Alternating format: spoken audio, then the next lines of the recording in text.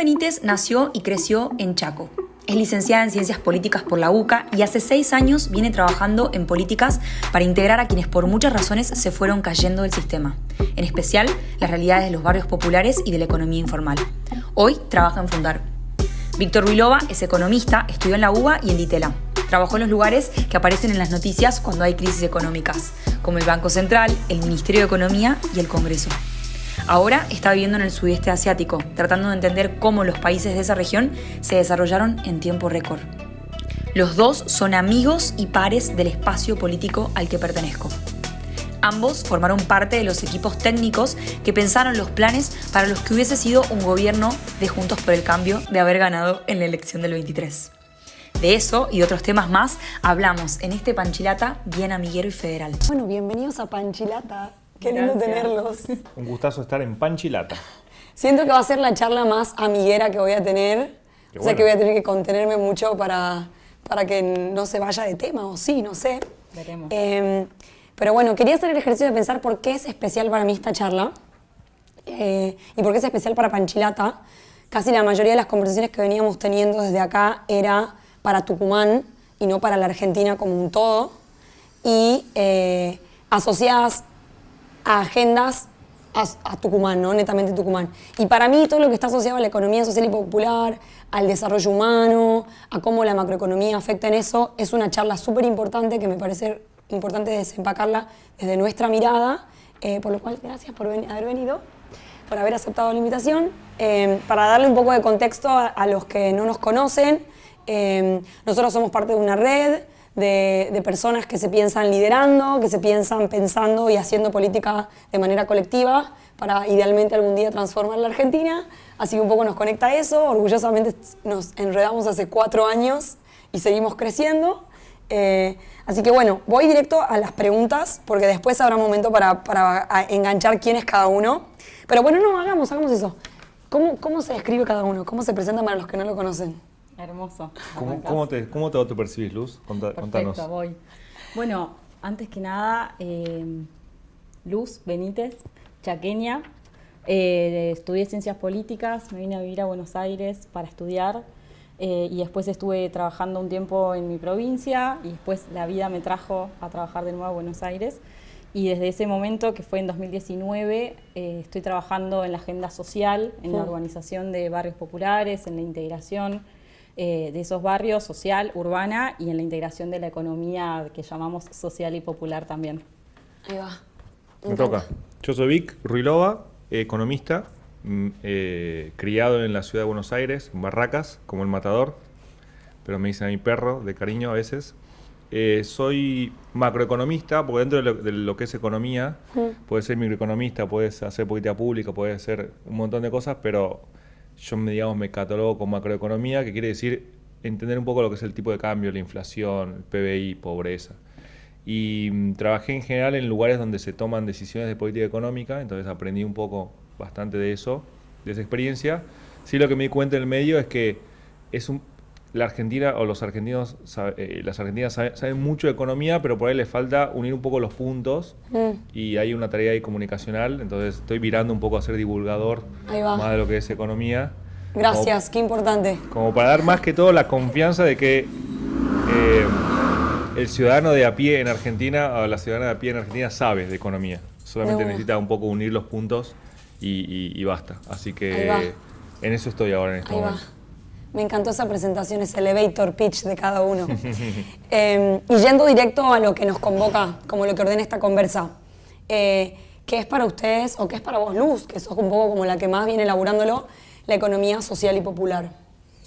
¿Hay un consenso detrás de esa? Asterisco para arrancar. Es como algo súper complejo porque no hay un consenso ni en la academia ni en la política sobre qué es eso que decimos economía popular o economía social y popular. Pero si querés, es un conjunto de actividades económicas, o sea, son las actividades económicas que se llevan adelante en contextos quizás más asociados a vulnerabilidad o a precariedad y que muchas veces tienen que ver con esto, o sea, las asocia al concepto de la subsistencia, que se llevan adelante para vivir en el día a día y que enfrentan como algunas limitaciones, como son mayormente informales, entonces no pueden acceder a financiamiento, son en consecuencia como de una escala productiva más baja. No se pueden insertar en cadenas de valor formal, entonces eso es un círculo vicioso que hace que sean como actividades muy chiquitas que se llevan adelante en esos contextos, como lo que decía, de mayor vulnerabilidad. Ahí va. Y si tuviéramos que poner un orden de dimensión, ¿cuáles son como los principales números? Como para que digamos si estamos hablando de un tema de los márgenes o un tema de la centralidad argentina. Bueno, ahí quizás está como ese punto, más allá de lo conceptual, como ese punto de no consenso entre los actores. Primero porque hay quizás algunos intereses en el medio, pero en general nosotros hablamos de 8 millones de personas, contamos asalariados informales, cuentapropistas informales, y eso hacen hoy un número más o menos entre los primeros, los asalariados 5 millones, los cuentapropistas 2 millones, más o menos un número entre 7,5, 8 millones de personas. Y después la otra pregunta, no sé si ahí vi que si se te ocurre agregar algo. No, por ahí,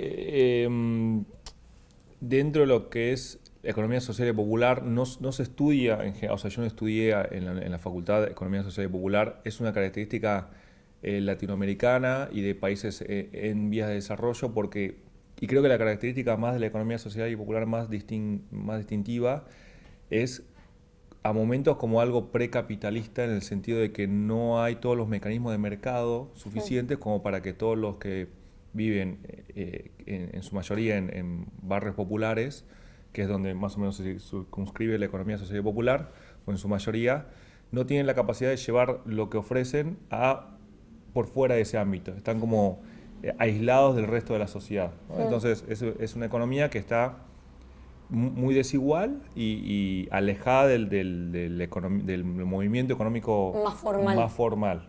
Okay. Entonces es difícil entender las lógicas, y también hay algo a veces de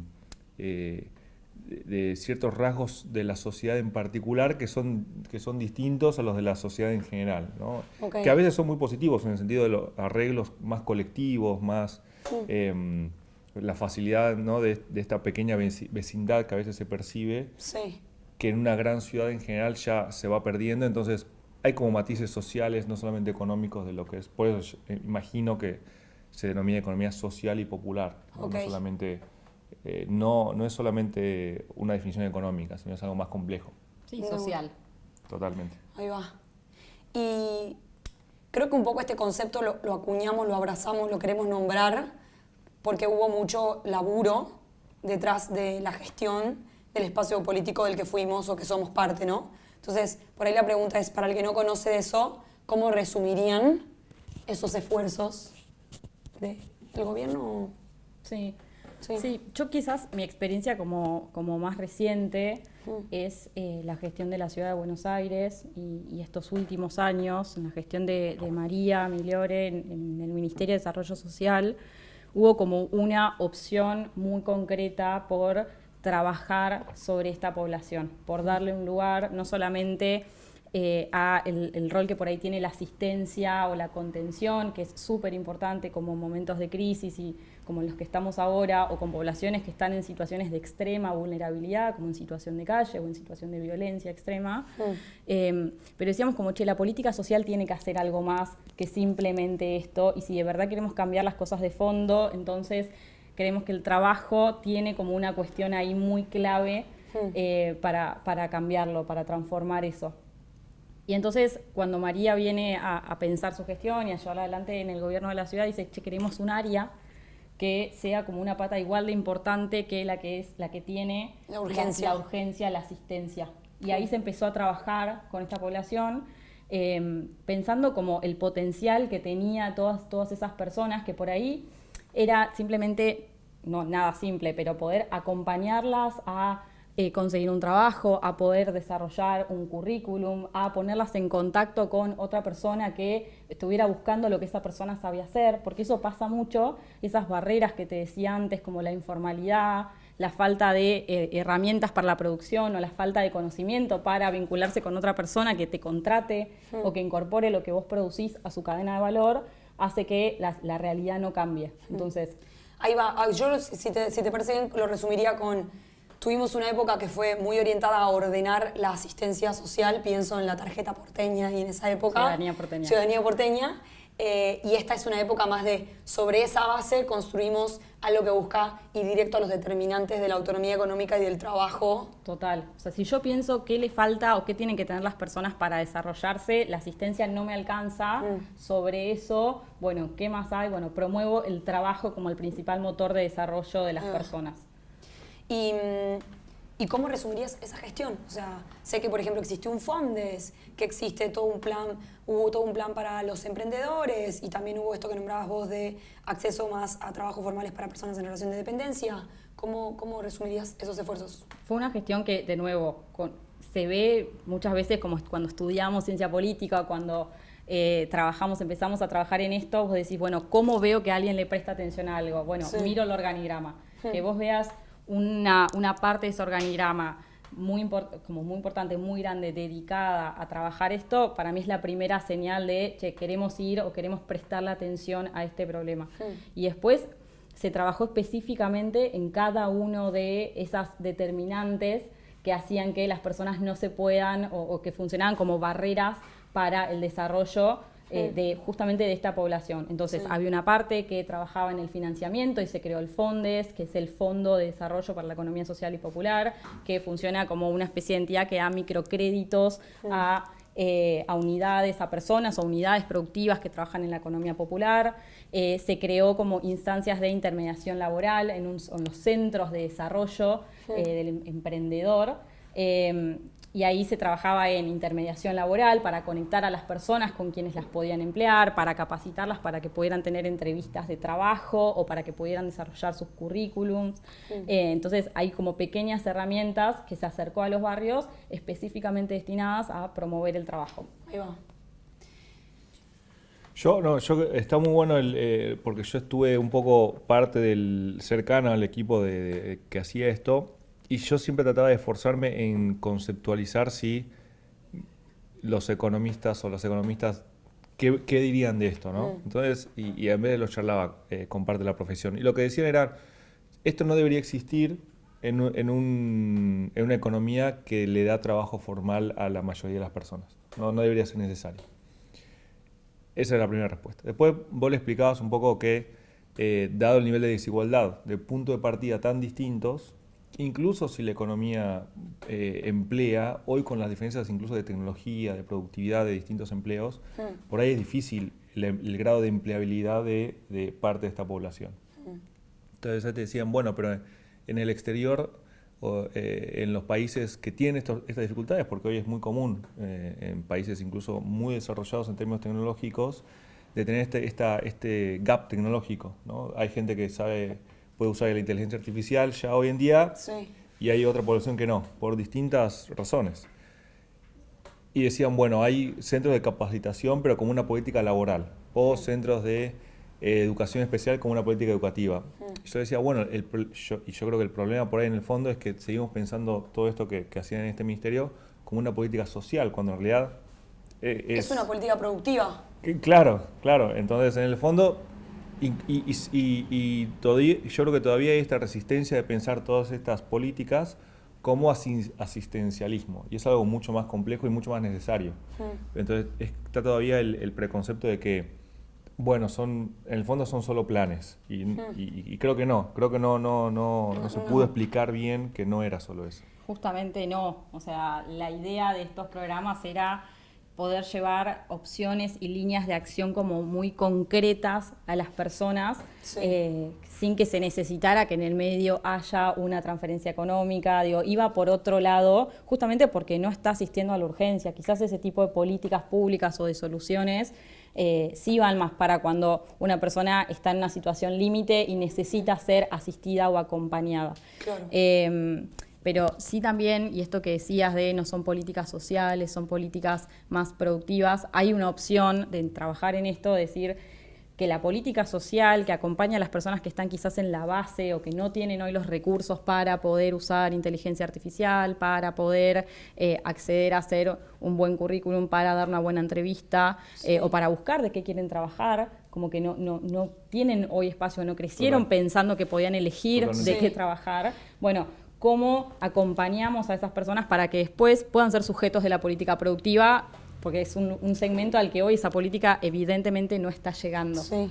Está bueno lo que traen porque conecto con uno de los determinantes que siempre mencionamos en Chaca cuando hablamos de la falta de autonomía económica de muchas mujeres, que es que muchas de ellas, cuando son de niveles socioeconómicamente bajos, son hijas, nietas y bisnietas de personas que no accedieron a un laburo formal, ni menos que menos a un emprendimiento productivo formal.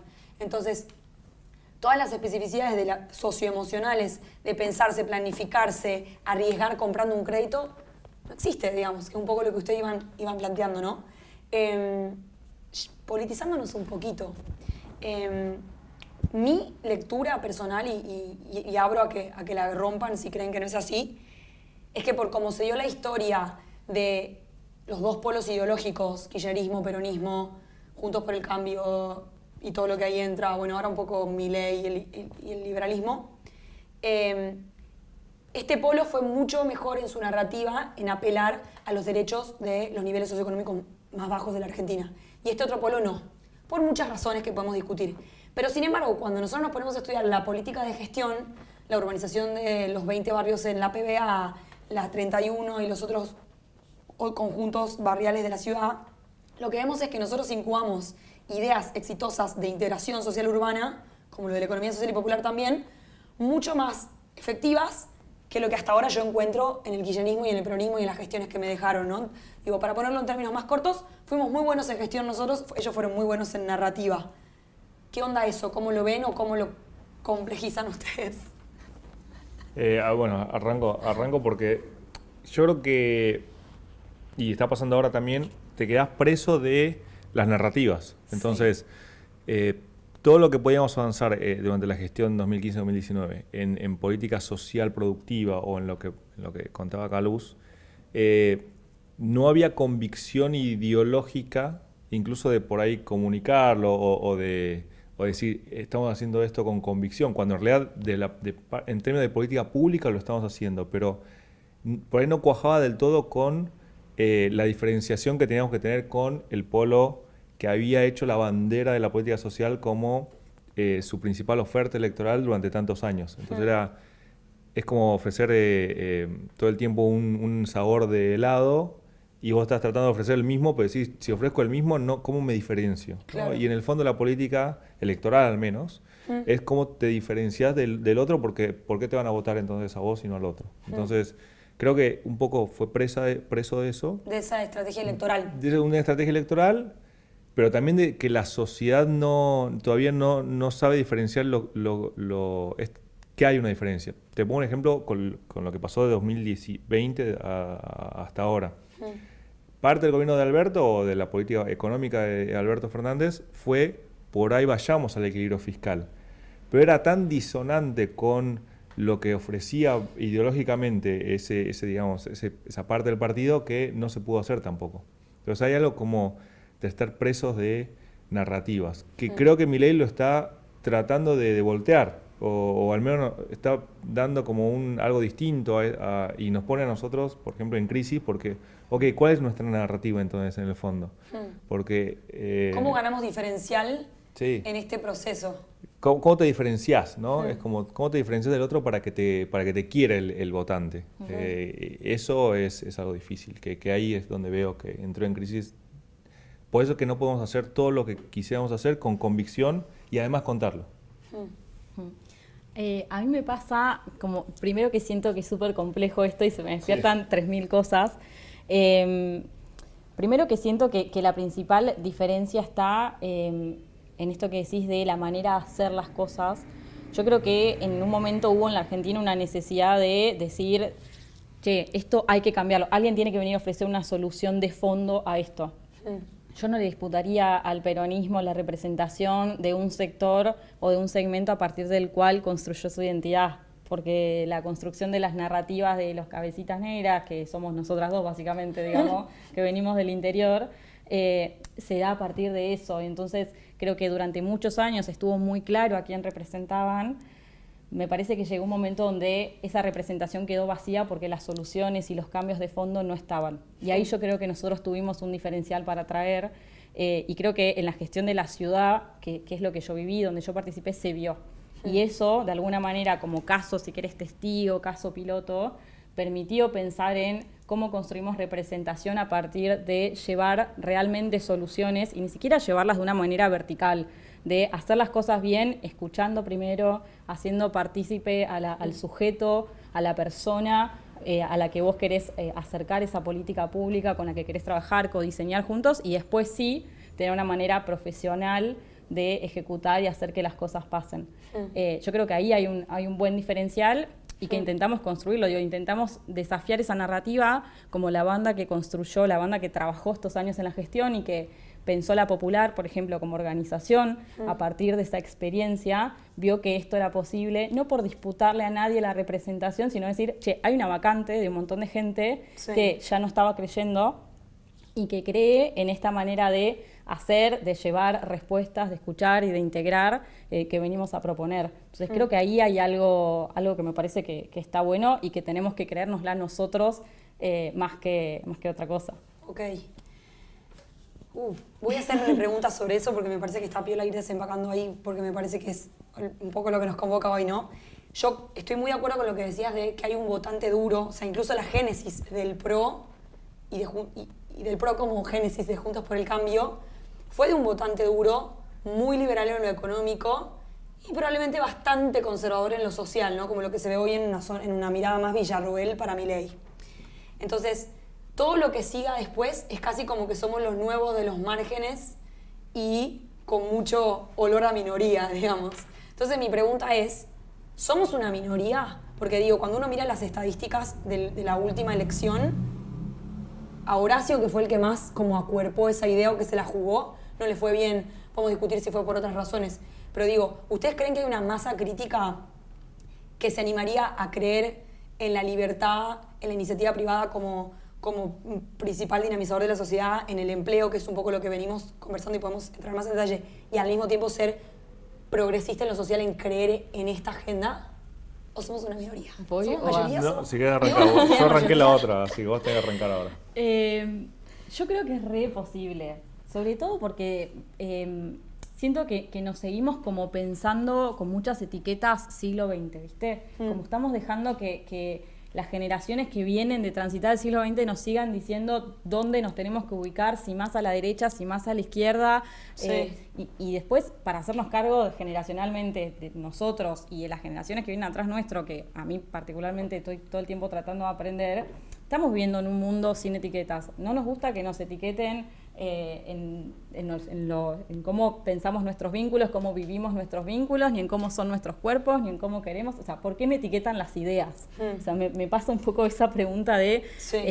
yo creo que hace falta conquistar ese espacio y darle forma a eso. Creo que no lo pudimos hacer, como traducirlo en estrategia electoral, que era lo que vos decías, pero sí creo que hay recontralugar para generacionalmente lo que viene, como decir, che, libertad para emprender mi proyecto personal, pero ciertos valores progresistas, sobre todo que priorizan, así como le dan valor a la libertad, también le da valor, y abro nuestra discusión, a la igualdad. Para decir, yo quiero una Argentina abierta al mundo, pero quiero una Argentina integrada, quiero una Argentina donde los puntos de partida no sean tan diferentes, tan disímiles entre sí, donde más o menos yo pueda ejercer mi libertad de empujar mi proyecto personal. Si arranco 100 metros atrás tuyo, bueno, es más difícil quizás, o que el resto, quizás es más difícil que lo pueda lograr, o que pueda desarrollarme, o que pueda progresar. Sí, un poco lo que yo le llamo lo que no se mide, no se transforma, lo que no se nombra, no se aborda, digamos. Ahí lo que se me ocurre repreguntar es más en clave renovación, ¿no? Yo hoy no siento que tengo la lapicera ni que esté yendo a buscar la lapicera de la renovación del PRO, pero sí me pregunto, porque me tocó vivirlo y me considero parte de ese espacio, en cómo se daría la estrategia de renovación. ¿Arrancaría de nuevo por un votante duro, conservador en lo cultural? Digo, estás hablando de la conversación del liberalismo en lo económico, pero arrancaría de nuevo buscando un votante conservador en lo cultural. Digo, banco tu punto de que las etiquetas son injustas, pero cuando hay una estrategia electoral, lamentablemente uno juega con etiquetas porque si no te las ponen. Entonces, asumiendo que está bien jugar con etiquetas, ¿ustedes qué bancarían? ¿Sacando la convicción o agregándola en el medio? Que sea un PRO que se renueva con mayor olor a progresismo en sus ideas sociales, o un PRO que de nuevo se resetea desde su génesis conservadora en lo cultural? Yo, Te tocó más sí, difícil lo ahora. más difícil. Pero no, o sea, volviendo levemente a lo del progresismo, yo creo que el progresismo fue tan Siento que vilipendiado. estamos hablando en alemán. Yo me estoy hablando en alemán porque no sé. No, el el progresismo, pero... el progresismo como término fue tan vilipendiado que hoy le decís a alguien qué es y es como Sí. te dice, no sé, Eso pero no no lo sabe. quiero igual, digamos. Claro. ¿no? Entonces, y es muy triste. Como la economía Sí. popular. Claro, Está bueno igual claro. eso, como volver a problematizar las etiquetas. Yo lo que digo es como no hay que tenerle... yo no elijo no tenerle miedo a las etiquetas independientemente que después las problematicé. Ujú. Porque si no me las ponen otros. Total. Claro, Prefiero claro. decirme marrona, indígena descendiente que india de mierda. No, digamos. no, obvio. En esos términos. Las conquistó. No, sí, total. Yo creo, bueno, poniendo la etiqueta, entonces, yo no creo en la igualdad como política. ¿Pero por qué? No es que quiera desigualdad, porque es muy fina la diferencia. O sea, si tengo que decirme qué soy, yo soy lo que sería un socio liberal. ¿Qué quiere decir? Que es, vos vas al extremo a que todos puedan decir lo que quieren hacer, ser y su camino. Ahora, alguien que nace en un barrio popular no tiene esa libertad. Entonces ahora, le tengo que dar todo para que sea igual que alguien que nació en un barrio o una casa o en una sociedad con mucha mayor poder socioeconómico, no tampoco. Porque ahí es como le voy a sacar la capacidad de ser autonomía. libre Sí. a lo que decidir. quiera hacer, a decidir. Sí. Entonces, fortalecerse por a sí fortalecerse. Entonces, no puedo ir a ningún extremo de darle total igualdad a la sociedad porque caigo en sacarles libertades. Sí. Porque para igualar algo lo veo desigual y es arbitrario en qué es desigual. ¿Cuán igual tiene que ser todos como para yo moralmente sentir, bueno, hay menos desigualdad en mi sociedad? Es como para mí es peligroso, digamos, Sí. ¿no? Entonces, pero tampoco soy necio en decir no todos tenemos las mismas libertades. Entonces, y a diferencia de la socialdemocracia, parece teórico esto, pero no es. No, me encanta, se pone un poquito filosófico y está Pero bien que así sea, a diferencia de la digamos. socialdemocracia, y de ahí para la izquierda, si querés, toda la biblioteca, piensan Sí. que hay un conflicto entre los que tienen y los que no tienen. Y lo alimentan. No solamente narrativamente, sino que hay que darle como partidos políticos a los que menos tienen para que les ganen derechos a los que tienen. Pensarlo a mí así es como que te lleva a un sinfín de conflicto social permanente. Ok. Entonces, sí creo que hay cosas que permiten igualar en términos de libertades, que son salud, educación y seguridad social, que incluye todas estas políticas. Pero yo creo que hace mucho no se cuenta así porque en la Argentina el peronismo es tan antiguo y además antes del peronismo también se contaba como el que tenía tierras y el que no. Claro. Esa dicotomía siempre la Siempre la tuvimos. Argentina, y si te pones más fino, entre la capital y las provincias, siempre había alguien que tenía más que el otro en Argentina, Sí. desde que nació Siempre la hubo un Argentina como opresor y un república. oprimido. Sí. Claro, entonces Que corromper... tenía más como un garca, ¿no? Como Claro, que es venía a como hacerte la bien el porteño es un posible. gar que los provincianos tenemos que ir con rosas a matarlos a todos. Sí. Entonces esa lógica de amigo-enemigo como es tan presente en nuestra historia que salir de ahí es difícil. Ahora, como el PRO nació más, yo creo, con esta idea de que Sí. si yo creo en la igualdad de base, pierdo libertades. Entonces, La trato con un poquito más de respeto. Claro, más respeto y encima el que viene y me dice, sí, quiero igualdad para todos, medio que no me gusta pasa lo mismo tanto. Igual, ¿eh? ¿No? Alguien me dice que los ricos no sean tan ricos y que los pobres no sean tan No- pobres. Es como, ok, ¿de qué va esa redistribución Claro, que estás planteando? total, no? total. Ahí se me acabó un poco mi progresismo Ahora, social, digamos. ¿cómo se reinventa el plan en este contexto? Y claro, es difícil porque la tensión está en, si yo traigo cualquier política igualadora, es como, no es, soy kirchnerista, digamos. Sí, te volvés Está más como, papita que el papa. claro, estás como está muy corrida Claro. la discusión. Está muy cargado de sentido también. Claro, de un Que es un sentido poco lo que vos me planteás con heredado. ojo con usar la palabra progresismo porque está recargada de sentido. Está digamos. recargada de sentido, tal cual. Ok, pero no me respondieron la pregunta. No, porque no no la sé, sabemos. no sé. A mí ahí lo que Porque me viste pasa que se es nos junta la convicción con el pragmatismo. Sí, siento que a veces también renunciamos como a representar más allá de las etiquetas de estratos, ¿viste? Económicos o sociales. Y creo que si el PRO volviera a sus valores de fondo Sí. que tienen que ver con potenciar los proyectos personales, con la libertad, con cierto punto de igualdad en el punto de partida, como algunas cuestiones ahí como del mérito. Creo que encontraría en la sociedad, encontraría una base de representación como mucho más amplia sin tener que pensar si su votante es conservador o más progresista, sobre todo por dejar de vincularse, pensando siempre en esta población, digo, de la que estamos hablando hoy, como que tiene que conquistarla, disputárselo a otro y además vincularse como dándole algo, ¿viste? Sí. Para mí hay algo medio en eso. También que- paternalista. Medio paternalista por Profundamente ver la paternalista. distancia que hay entre las personas que están quizás liderando, de dónde parten las personas que lideraron ese espacio político y las personas a las que quieren representar. Entonces, no miremos la distancia que hay o los puntos de diferencia que hay. Si miráramos las cosas que tenemos en común, como el valor del trabajo puntualmente, que hay personas en barrios populares que quieren empujar sus proyectos personales, que quieren la libertad de hacerlo, creo que se vio con la elección de Milei. Sí. Como hay algunos valores que en el fondo dijeron, bueno, Milei es el único que lo está diciendo de una Sí. manera más clara para que lo entienda, pero que nosotros tranquilamente podríamos representar con un montón de otras cosas que hacen Sí. que estemos acá y no ahí. Que el PRO tranquilamente podría, salir a buscar. No sé si empezar por los conservadores o no. De A mí, una. personalmente, volver a un lado conservador o anclarnos en lo conservador, siento que me aleja un poco más. Sí. Pero porque creo que de verdad hay mucha riqueza en hablar y en buscar también de una manera más plural y más variada. Ese matiz Sí. que nos caracteriza. Sí, y mirémonos más como pares, más como iguales. Hay un Ahí va. montón de gente que quiere trabajar, hay un montón de gente que quiere... A mí hay algo que me pasa con esto que es... Yo una vez fui a una reunión de emprendedores en Barrio 20, un tipo miércoles a las 8 de la noche con un frío, era como... No sé, estoy contenta de estar acá, pero también no. Y me pasó algo, como incluso con esa actitud que escuché que en un momento los chicos dijeron como nosotros somos los próximos empresarios de la Argentina.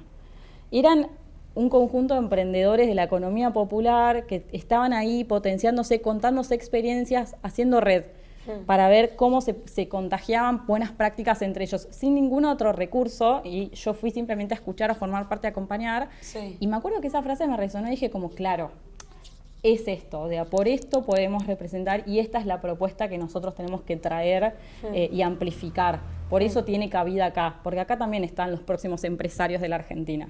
Ok. Y eso creo que es algo que el PRO recontranía De una. y Está re nuestro diferencial ahí, ¿no? Sí. Como que no tenemos miedo a plantear un aspiracional o un ideal igual para todos, ¿no? Como que a veces yo veo tal vez es de un arquetipo, ¿no? Y de un estereotipo, pero siento que muchas veces la conversación del abordaje social en el peronismo y en el kirchnerismo no tiene aspiracionales tan nítidos. Es como medio nos quedamos ahí o hacemos medio un romanticismo de eso. Preparé 4 preguntas asociadas a lo que hoy se conoce como la identity trap o la trampa de la identidad y que creo que están muy asociadas como que vos lo traías recién con por qué tiene que haber una política productiva para la economía social y popular, ¿no? Entonces, para que hagamos un peloteo a ver si le damos sensatez a los argumentos que trae el chabón que se volvió bestseller con la identity trap. La primera es, ¿la economía social y popular divide a la sociedad innecesariamente? Jo. Y un poco sí, ¿no? En el fondo, porque está diciendo algo es economía social y popular y algo no. Puede ser, no lo había pensado así, pero puede que divida. Yo ahí tengo mi provocación antes de que sigas.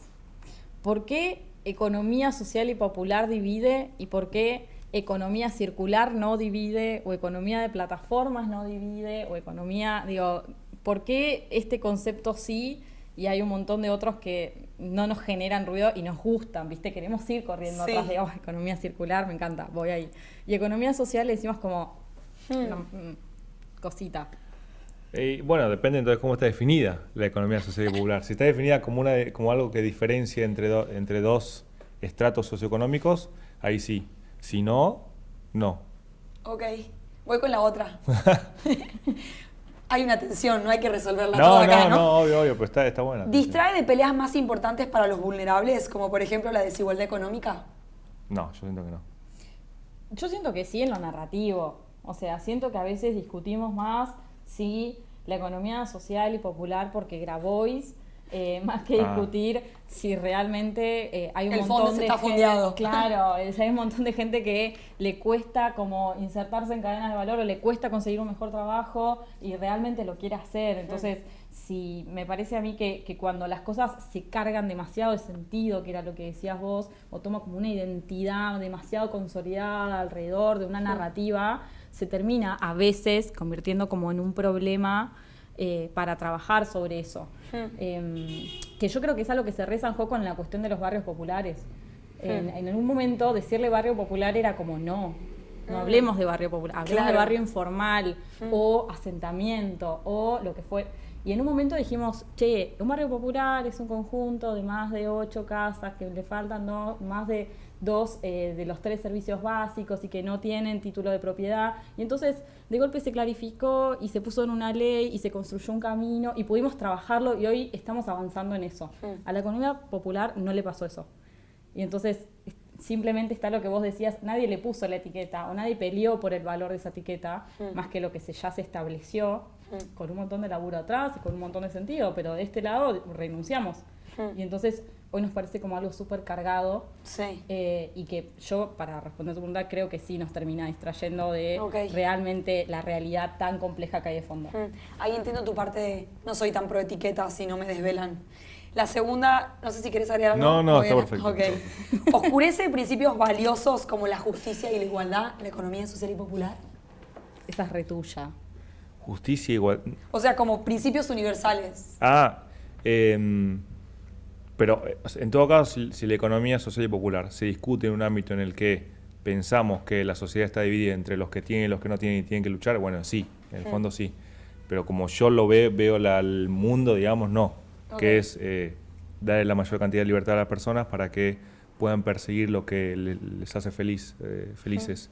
Y para eso obviamente tiene que haber ciertas intervenciones de política pública para dotarles de mayor libertad, sea económica, social, cultural, etcétera. Entonces, no, para nada. Pero entiendo que hay gente que tiene otro set ideológico que sí, que lo va a ver como... Somos iguales ante la ley, no hablamos de economía social y popular. Claro, exactamente. Sí, ahí va. Sí. Y la última, ¿creen que esto puede generar más victimización en lugar de acción? Sí, obvio. Sí. O sea, yo creo que es lo que hoy a veces pasa. ¿Viste? Como para mí la principal diferencia entre lo que nuestro espacio político, si se quiere, y el espacio político más peronista, kirchnerista, como esa parte del espectro, está justamente en cómo nosotros pensamos quizás el aspiracional o la economía popular como punto de llegada, como punto de partida, y queremos ir a un punto de llegada. O sea, estamos con la cabeza en, bueno, ¿a dónde quiere llegar esta persona? Y a veces yo veo el peronismo como mucha reivindicación, únicamente. Como, che, hay que reconocer esto y entonces démosle entidad. Muchas veces se discute con las cocineras de los comedores. Es una cosa re polémica para decir, para hablar, pero para mí hubo un laburo re importante en reconocer la función social, el valor social que tiene la tarea que realizan las mujeres en los comedores. La mayoría son mujeres, primero reconocerlo por eso, segundo porque son tareas de cuidado encubiertas, porque tienen un valor social enorme de contención que otras instituciones no están absorbiendo. Pero después hay algo que decir, yo no quiero que estén ahí para siempre. O sea, yo quiero que sean mujeres que puedan elegir realmente de qué quieren trabajar de cocineras. Bueno, la mejor versión de eso es ser cocineras de un comedor. Claro, yo quiero empresarias gastronómicas y si tiene que tener un valor social que esté incorporado a esa actividad. Bueno, me encanta eso. Bueno, hay que darle esa vuelta.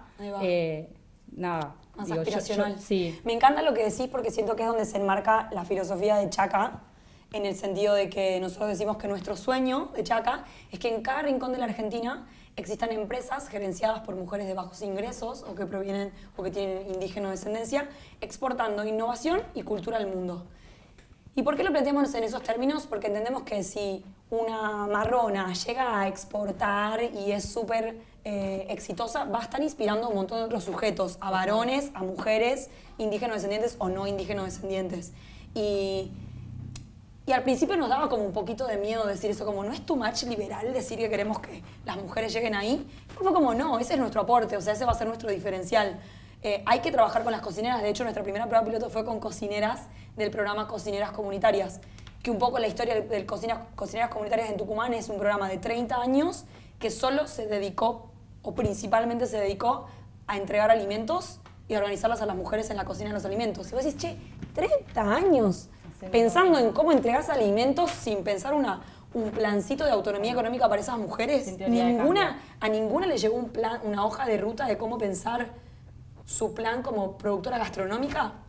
Y a nosotros se nos pone la piel de gallina ver a Eli que esa primera conversión fue con nosotras y ahora me la cruzo en una esquina de Tucumán por motus propios ya vendiendo sus empanadas. Es como, che, está pasando eso, pasó obviamente a escala de una. Total. Pero nada, o sea, como que reconecto con esto de que uno se desembaraza de la victimización cuando está pensando en el aspiracional. Estoy hablando yo como me dejé entrevistar, perdón. No, está bueno, repito lo de la forma paternalista de darte lo que vos no tenés, es también esta visión del mundo de que alguien tiene menos y alguien tiene más y el que tiene más se tiene que sentir peor y culpable, por lo tanto le tiene que dar asistencia y no las herramientas para que tenga más libertades. Es como muy fundamental ese pensamiento. Total. No, y ahí sí una cosita como más para aclarar. Yo ahí creo que el Estado tiene un rol, ¿viste? Como creo que no se va a derramar simplemente porque un montón de buenos empresarios derramen valor social. Creo que hoy no están dadas las condiciones para que eso pase. A mí me encantaría que eso sucediera y que la sociedad se organizara y que entonces se tendieran como buenas redes que lleguen a todas las últimas millas donde hay que llegar. Eso no pasa. Y creo que ahí sí el Estado tiene un rol. Creo que ese rol tiene que ser eficiente, que tiene que ser como muy capilar. Hay muchas cosas para mejorar. La Argentina tiene una buena red y para mí está bueno reconocer eso. Tiene una buena red comunitaria.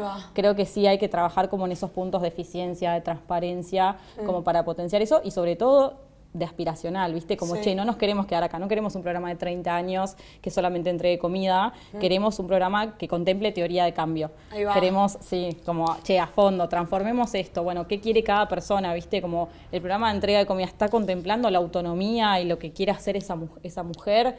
Bueno, quizás tiene una vocación social re fuerte por hacerlo, yo lo he hecho, pero no necesito de eso para vivir específicamente. Y creo que ahí está como el punto de diferencia en lo que hacemos o en lo que proponemos. Bueno, y la última pregunta está asociada a la visión de cada uno de ustedes.